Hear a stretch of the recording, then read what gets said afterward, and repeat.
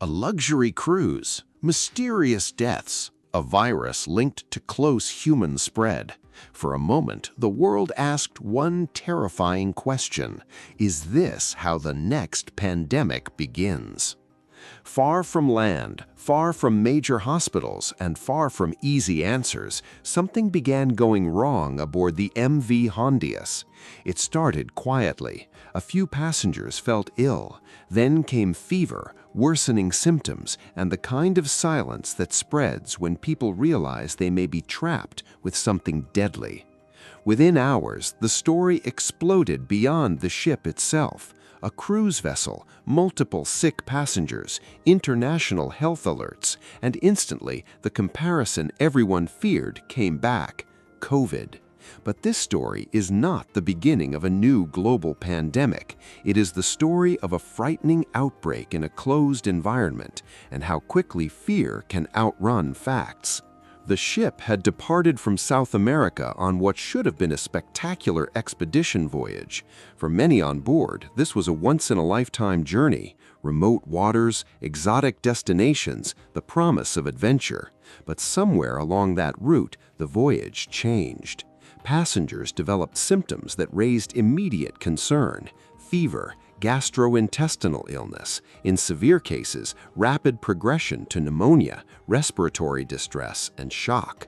The danger was real, but so was the uncertainty. At first, no one knew whether this was a common infection, a foodborne illness, or something much worse. Then investigators identified the suspected cause: Hantavirus. That single word transformed the story from a medical emergency into a global headline.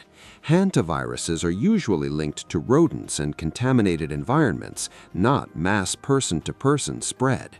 But one strain, Andes virus, is different.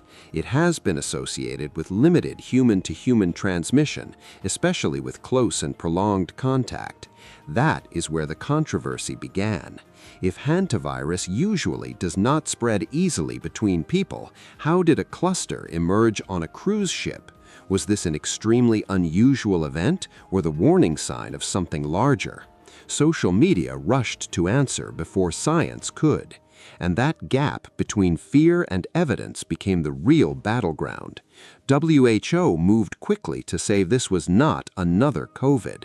Officials stressed that the overall public risk was low and that this virus does not spread like a coronavirus. That distinction mattered because it changed the frame from global pandemic threat to a serious but containable cluster. Still, for the people on the ship, containment did not feel reassuring. It felt terrifying. Medical evacuations were organized, suspected cases were isolated, contacts were traced. Authorities across multiple countries, including Argentina, South Africa, Cape Verde, Spain, the Netherlands, and the UK, became involved in the response. The optics were powerful. A ship heading towards port, reports of deaths, headlines about a virus that, in rare circumstances, can spread between humans. In a post-2020 world, that was enough to trigger a wave of public anxiety far beyond the actual number of cases.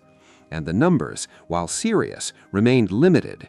WHO reported a small cluster linked to the voyage, rather than widespread, uncontrolled transmission. That's the key point, often lost in sensational coverage. A dangerous outbreak in a confined setting is not the same thing as a virus with efficient global spread. Experts say Andes virus transmission usually requires close, prolonged contact, not casual exposure. That means the kind of everyday rapid spread seen with airborne pandemic viruses is not what officials are seeing here. Instead, they're seeing a rare, high-stakes investigation in a uniquely intense environment, a cruise ship where people share air, corridors, schedules, and close contact for days. That setting matters. Cruise ships have always been perfect symbols of modern vulnerability. Thousands of people in one moving ecosystem, beautiful on the surface, fragile underneath. When something goes wrong at sea, it feels bigger than it is, because escape is impossible and uncertainty is amplified by isolation. As the response unfolded, WHO maintained that no travel or trade restrictions were recommended based on the available evidence. That message was critical. It signaled that the outbreak demanded attention, but not panic. Monitoring, yes. Alarmism, no. And maybe that's why this story resonates so deeply. It's not just about a virus, it's about memory. The world lived through one pandemic that changed everything. Now, every unusual outbreak feels like it could be the first scene of that nightmare starting again. But at least for now, the official assessment remains clear. This cruise ship hantavirus outbreak is serious, tragic for those affected, and worthy of close surveillance, yet it is not evidence that a new global pandemic has begun. The bigger question is whether the world has learned to respond with calm precision, or whether fear will always speak louder than facts. So here's the question that remains. When the next frightening outbreak appears, will we recognize the difference between a contained crisis and a true global threat, or repeat the same cycle of panic all over again?